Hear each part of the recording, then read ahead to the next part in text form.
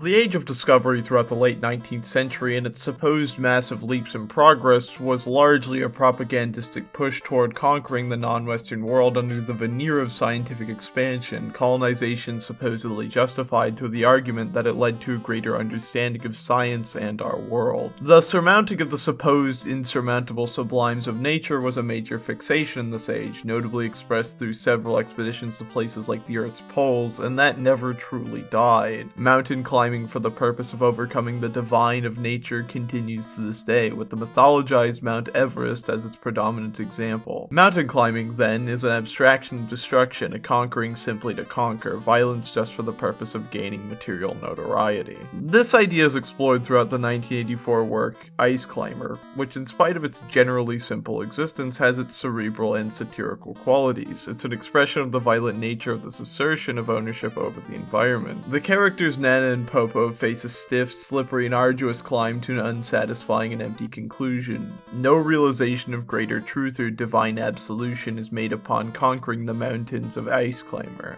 Only infinite blackness and void greeting them at the peak of their journey. In stark contrast to this empty moment, the climb upwards toward it is extremely harsh, with ground gained often instantly lost as the player falls through it. Satisfaction is denied in spite of the trials and tribulations the player took to reach the summit, having to deal with the frigid, frictionless conditions represented through ludic form and contend with the potential to fall all the way back down and restart the entire trek. There is no reward for traveling through these harsh spaces. Instead, all the journey rewards the player and their avatars with is the production of the corpses of animals that hardly bothered Nana or Popo in their slaughterous quest for conquest. Seals clubbed in the digital viscera the most obvious parallel. The imagery so close to life in the Western releases, the seals were replaced by a fictionalized and more anthropomorphic species. Condors are taken from the skies and polar bears ousted from their home only for the valorization of man's conquest. Empty open spaces once inhabited turned barren, an explorer's perspective revealed. The age of exploration leaves no room for the world as it has been supplanted by mankind, no room for wonder and no room for harmony. The ice must be climbed, for the world only exists as a challenge, everything else only existing within its context to those who must conquer it. This has been Arcade Everlasting, who had to write something about Ice Climber, signing off.